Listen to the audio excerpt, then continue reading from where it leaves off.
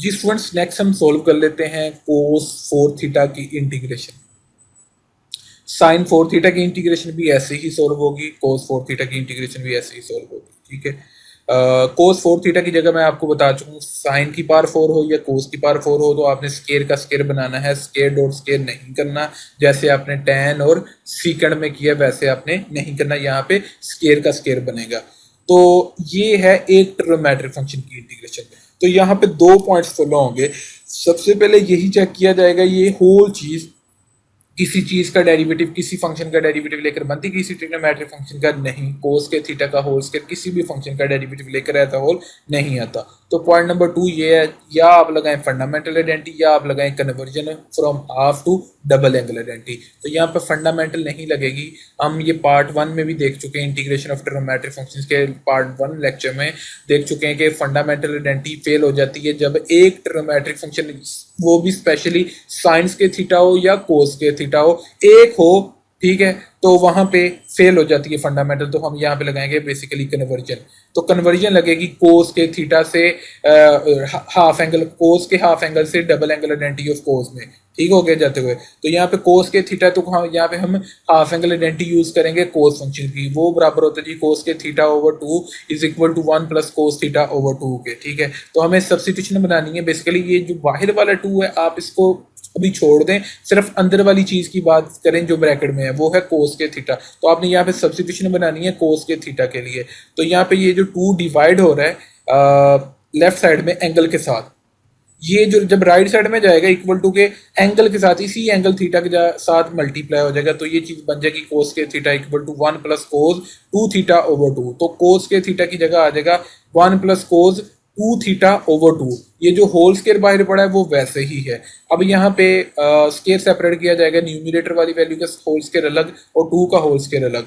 2 का स्केल लेंगे तो आपके पास बटे में बनेगा 4, और ऊपर बटे के ऊपर 1 प्लस कोस 2 थीटा का होल स्केयर लिया जाएगा, 1 प्लस कोस 2 थीटा का होल स्केयर। अब यहाँ पे अलजेब्रिक फार्मूला अप्लाई हुआ है, a प्लस बी का होल स्केयर इक्वल होता है जी A square plus B square plus 2ab के। ठीक हो गया। तो यहाँ पे a कह दिया 1 को और कोस 2 थीटा कह दिया b को।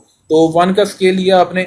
अच्छा, इससे पहले आप क्या करें, 4 बटे में पड़ा है वो एज अ कोफिशिएंट पड़ा है, तो इसको इंटेग्रल के बाहर ले जाएं। ठीक है, तो ये 1/4 बन जाएगा। तो यहाँ पे आपने अलजेब्रिक फार्मूला लगाया है ए प्लस बी का होल स्केयर। तो 1 का स्केयर 1, कोस 2 थीटा का स्केयर कोस स्केयर 2 थीटा आ गया।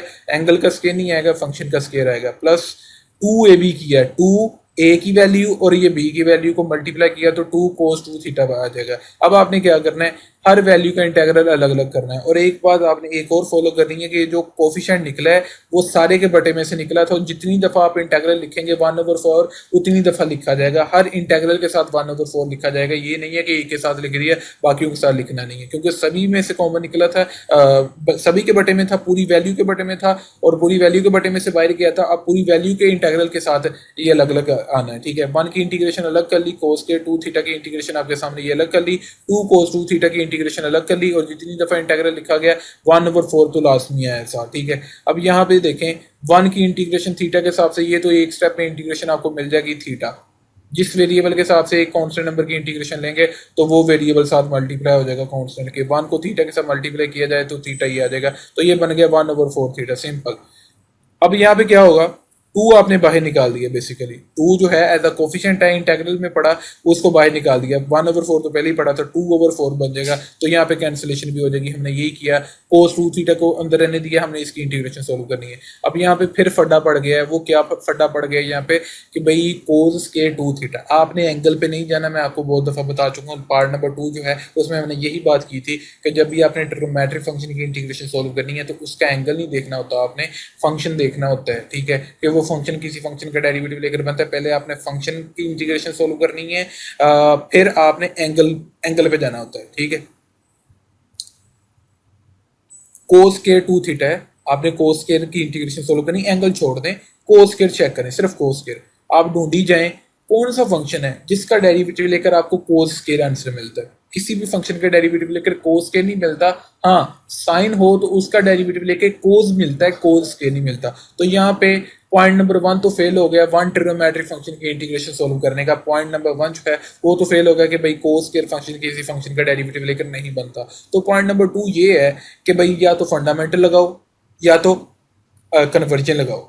यहाँ पे लगेगी कन्वर्जन, तो क्योंकि मैं आपको अभी बता चुका हूँ, प्रीवियसली बताया है कि जो साइन फंक्शन है और कोस फंक्शन है, अगर ये एक दफा इंटीग्रल में मतलब सिंपल एक ही साइन फंक्शन हो, जैसे कि एक ही कोस फंक्शन पड़ा है, उसकी पार की मैं बात नहीं कर रहा, फंक्शन की बात कर रहा हूँ, एक ही फंक्शन पड़ा है, तो वहां पे फंडामेंटल की बजाय हम प्रायोरिटी देंगे कन्वर्जन को। क्योंकि आप अगर फंडामेंटल लगा के भी देख लें, आपसे इंटीग्रेशन सोल्व नहीं होगी।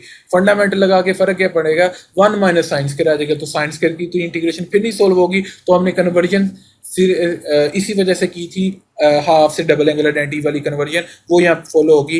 वो कैसे, अभी हम कन्वर्जन पहले भी लगा चुके हैं कि कोस स्क्वायर थीटा के लिए सब्स्टिट्यूशन बनेगी आपके पास 1 प्लस कोस 2 थीटा ओवर 2। अब मुझे सब्स्टिट्यूशन चाहिए कोस स्क्वायर 2 थीटा के लिए, यानी कि यहाँ पे मुझे एंगल के साथ 2 मल्टीप्लाई करवाना है, एंगल के साथ मुझे थीटा के साथ 2 थीटा चाहिए, यहाँ पे अकेला थीटा नहीं चाहिए। ये स्क्वायर में पड़ा है, ये 2 साथ नहीं, एंगल के साथ नहीं है, ये ध्यान कीजिएगा, ये स्क्वायर में पड़ा है।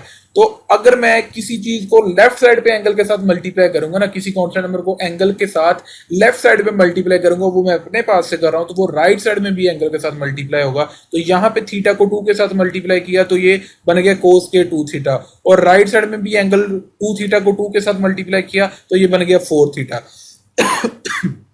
इस तरह इस कन्वर्जन से नेक्स्ट हमने ये सब्स्टिट्यूशन बनाई है कि कोस के 2 थीटा इक्वल आएगा आपके पास 1 प्लस कोस 4 थीटा ओवर 2 के, ठीक है। तो लिहाजा कोस के 2 थीटा की जगह पुट कर दिया जाएगा 1 प्लस कोस 4 थीटा ओवर 2।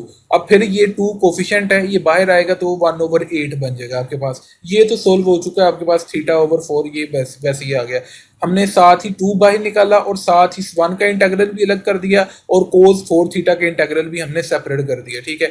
और यहाँ पे क्या होगा, प्लस का साइन वैसे ही ये कैंसिलेशन हो गई थी, 1 ओवर 2 आ चुका था। अब हमने यहाँ पे इंटीग्रेशन सोल्व करनी थी बेसिकली कोस 2 थीटा की। तो हमने एंगल नहीं देखना, कोस फंक्शन देखें, तो आपको मैं बता चुका हूँ कोस फंक्शन साइन का डेरिवेटिव लेकर आता है, तो लिहाजा कोस की इंटीग्रेशन क्या हो जाएगी, साइन।